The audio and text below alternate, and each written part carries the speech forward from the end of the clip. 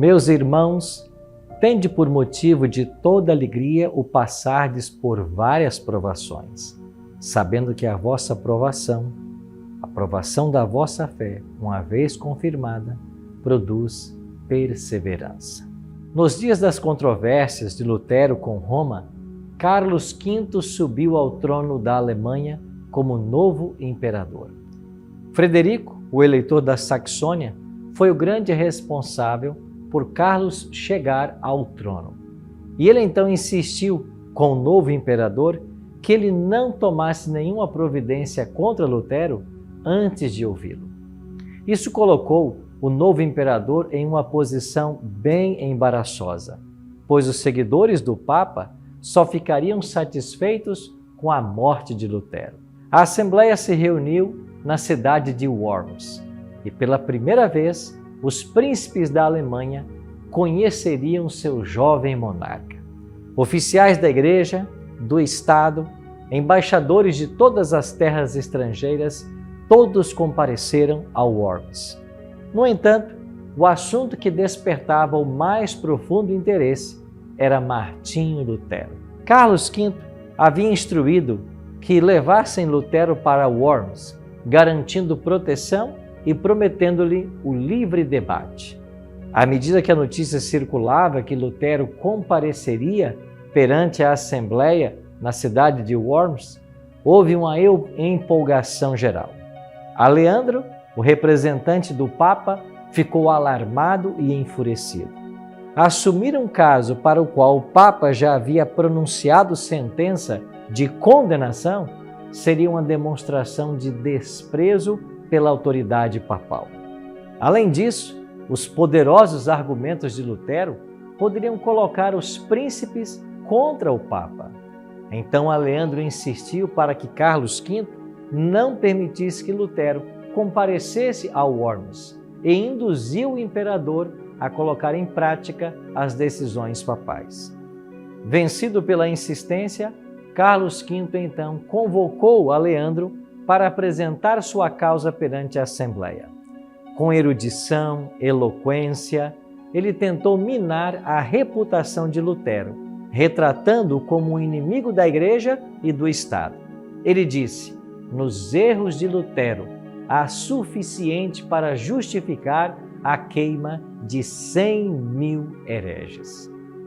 A maior parte da Assembleia sentia-se inclinada a condenar Lutero e sua doutrina, mas algo estava para acontecer.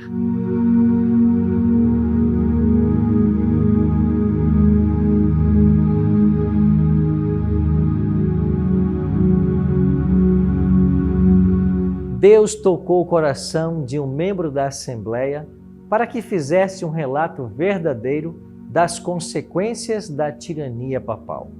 O duque Jorge da Saxônia se levantou no meio da Assembleia e especificou com terrível precisão os enganos e as abominações da Igreja Romana. O fato do orador ser um inimigo resoluto de Lutero conferiu ainda mais influência às suas palavras. Na realidade, anjos de Deus enviaram raios de luz às trevas do erro e abriram os corações à verdade. O poder da verdade divina controlou até mesmo os inimigos da reforma e preparou o caminho para a grande obra que estava prestes a acontecer. Uma comissão foi então designada para preparar uma lista das opressões papais que sobrecarregavam pesadamente o povo alemão. Ela foi apresentada ao imperador com o pedido de que ele tomasse medidas para corrigir todos os abusos que vinham sendo cometidos. Então o concílio reivindicou que Lutero comparecesse diante da Assembleia. Por fim, o imperador consentiu e Lutero foi convocado. Com a convocação, ele também recebeu um salvo-conduto. Um mensageiro levou esses documentos a Wittenberg com a instrução de trazer Lutero para a cidade de Worms.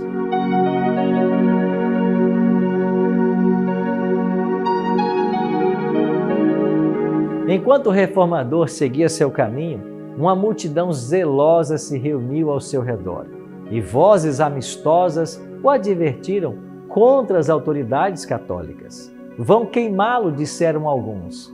Reduzirão seu corpo a cinzas, assim como fizeram com John Hus. Mas Lutero respondeu: mesmo que acendam uma fogueira por todo o caminho de Worms a Wittenberg, eu andarei através dela em nome do Senhor. Ainda que houvesse tantos demônios em Worms, quanto telhas em cima das casas, eu entraria na cidade. Quando ele chegou à cidade, uma vasta multidão se aglomerou nos portões para lhes dar as boas-vindas. A emoção era intensa. Sua chegada encheu de assombro os defensores de Roma. O imperador convocou então os participantes do concílio. Todos se reuniram e no dia seguinte, um oficial do império foi enviado para levar Lutero até o auditório da Assembleia. Todas as ruas estavam lotadas de espectadores ávidos por ver o monge que ousara resistir ao Papa. O imperador se assentou em seu trono, cercado pelos indivíduos mais importantes do império. Martim Lutero deveria então responder por sua fé. Silêncio profundo recaiu sobre toda a Assembleia.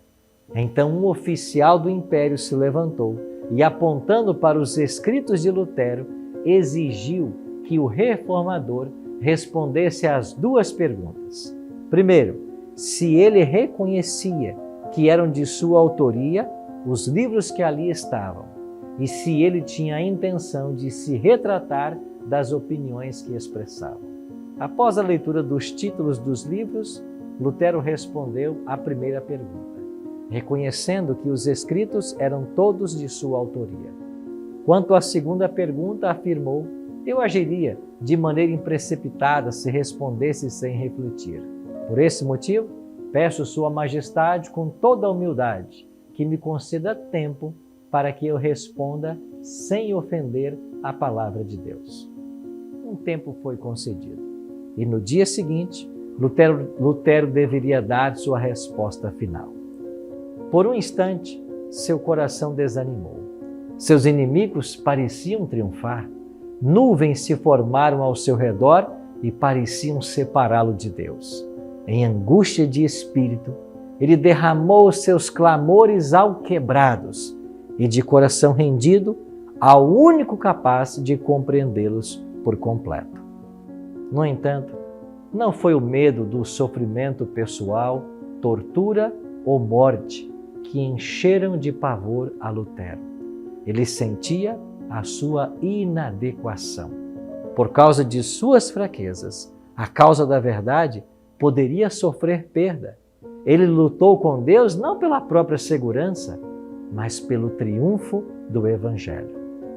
E quando Lutero foi convocado novamente perante a Assembleia, ele estava calmo e pacífico. O oficial do império exigiu então sua decisão. Você vai se retratar?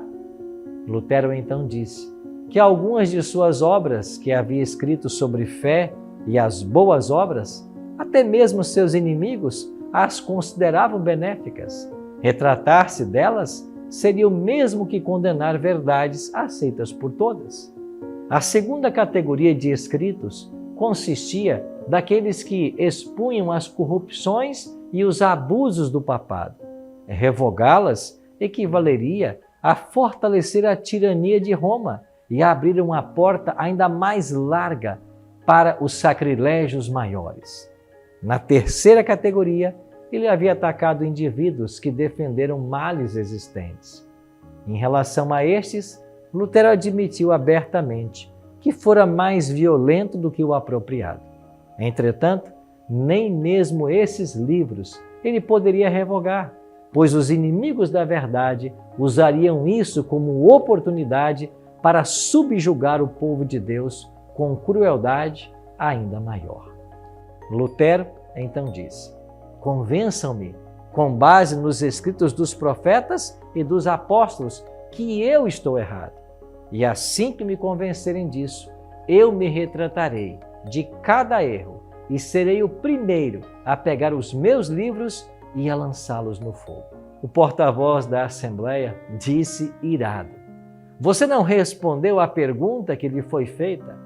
Deve dar uma resposta clara, precisa. Você vai se retratar do que escreveu ou não? Então Lutero respondeu: não posso sujeitar minha fé nem ao Papa, nem ao concílio, pois é tão claro quanto a luz do dia que eles erraram com frequência e contradisseram uns aos outros. A menos que eu esteja convencido pelo testemunho das Escrituras, não posso me retratar, nem o farei, pois não é seguro para um cristão falar contra a sua consciência. Aqui estou. Não há nada mais que eu possa fazer. Que Deus me ajude. Amém.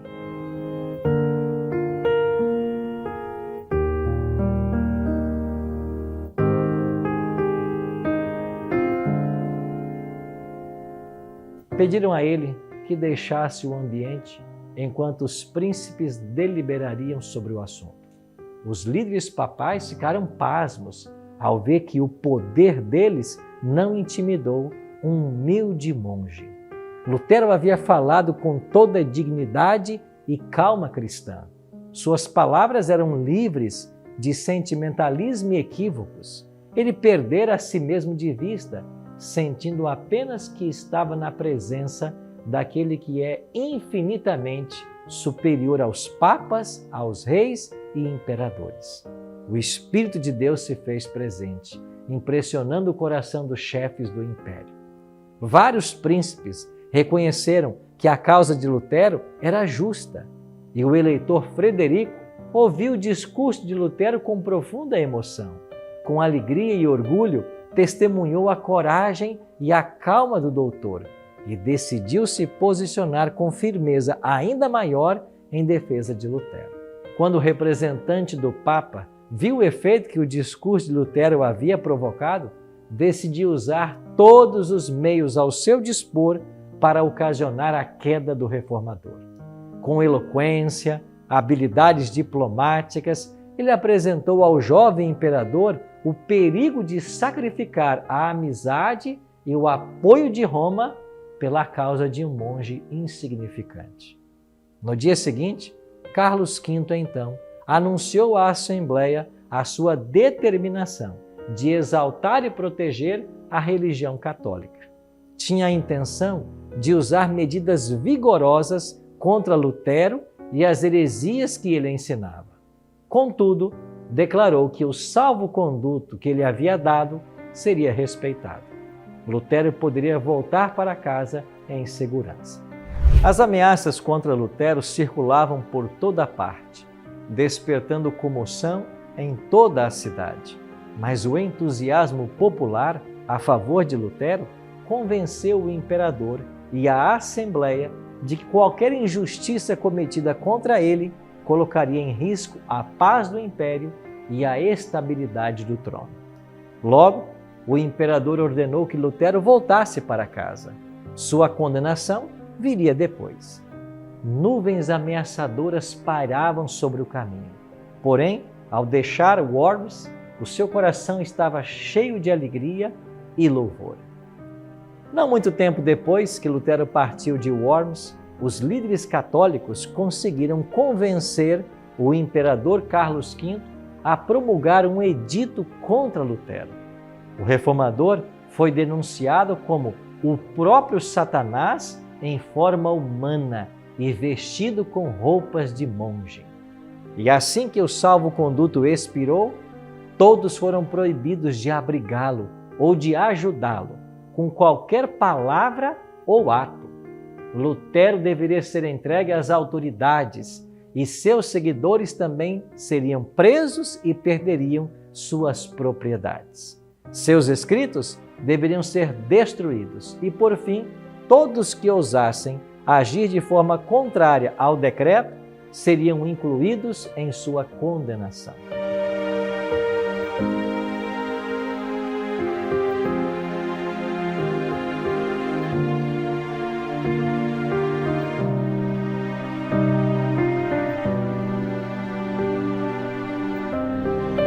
Um olho vigilante seguia os movimentos de Lutero e um coração verdadeiro e nobre resolveu resgatá-lo. Deus deu a Frederico, o sábio da Saxônia, um plano para salvar a vida de Lutero. Na viagem para casa, Lutero foi separado de seus companheiros e logo foi levado para o castelo de Wartburg, uma fortaleza isolada nas montanhas. Eu tive o privilégio de visitar esse castelo e nem o próprio Frederico sabia para onde Lutero tinha sido levado. Essa ignorância foi planejada. Enquanto ele não soubesse de nada, ele não poderia revelar nada. O representante papal, Aleandro, e seus seguidores se vangloriavam de seu sucesso. A luz do Evangelho parecia prestes a se extinguir, mas a luz do Reformador brilharia com intensidade ainda maior. Na segurança do castelo de Wartburg, Lutero se alegrou por se ver liberto do calor e tumulto da batalha. Ao mesmo tempo, porém, ele realizava mais do que parecia possível a um só homem podia fazer. Sua pena nunca ficou parada.